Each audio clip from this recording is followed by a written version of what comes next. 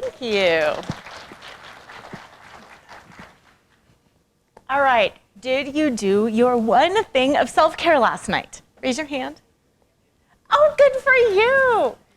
Sleep is a huge self-care. Do not underestimate the simple things. Okay, that was comfortable, right? Doing self-care is comfortable. It makes you feel comfortable. It makes you feel happy and peaceful and calm and good. Yesterday when we stood up and we did our F-I-R-E dance, who was a little uncomfortable? Thank you for being honest, yes. Growth, life, everything is a mixture of being comfortable and being maybe not so comfortable. I'll tell you a little story. I have danced and moved since I was 4 years old. I've taught fitness since 1988. So for me to get up in front of anybody and move my body, it's comfortable. And about 8 years ago, I decided, I'm going to do my yoga certification. And they said, perfect, you're going to stand up in front of everybody and you're going to chant. And I'm like, oh, no, I'm not.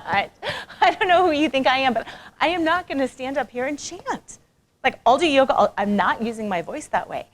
And it raised so much anxiety in me that I literally considered walking out of the certification because I did not want to stand up there and chant. And I had all this self-talk going on like, Lora, you've done all of these things. Who really cares? Who really cares?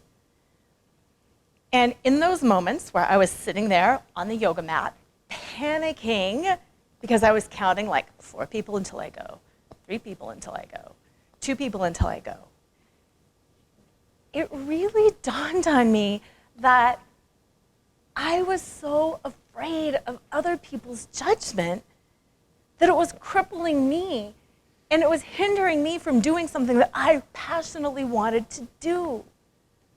I wanted to learn yoga. I wanted to learn how to chant. And that all I really truly had to do was lean into that discomfort just for a moment.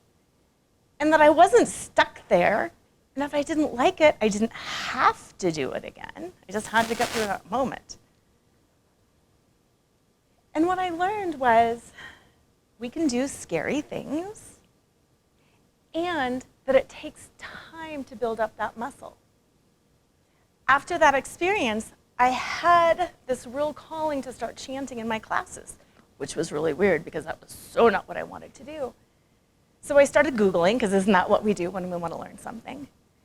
And I learned that it takes about 50 times of doing something before we achieve a level of comfort and mastery within ourselves. And at first that kind of felt defeating because I'm like, 50 yoga classes times 50, that means I have to chant for like a year before I feel comfortable at it?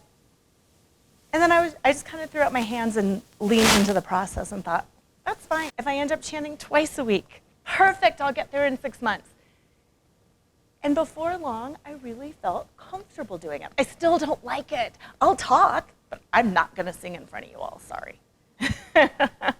Just not comfortable, and that's okay. But it's that leaning in. And that's what today is really about when we talk about voice and visibility. Are you uncomfortable moving your body? Are you uncomfortable using your voice? Are you uncomfortable being seen? Are you uncomfortable marketing, being the CEO of your business? That's okay. Today is really about leaning in, trying it, and then if you have that moment where you think, yes, I do need to put on that CEO hat and do it, knowing, you know what, in about 50 times of doing this, I'll be really good and I'll feel really comfortable and that's okay. And if I choose to say, you know what, I'm hiring this part out, then that's okay too. How does that feel? Are you ready to play? Should we bring Cammie on? Yes! Stand up, get your heat going, and bring Cammie on.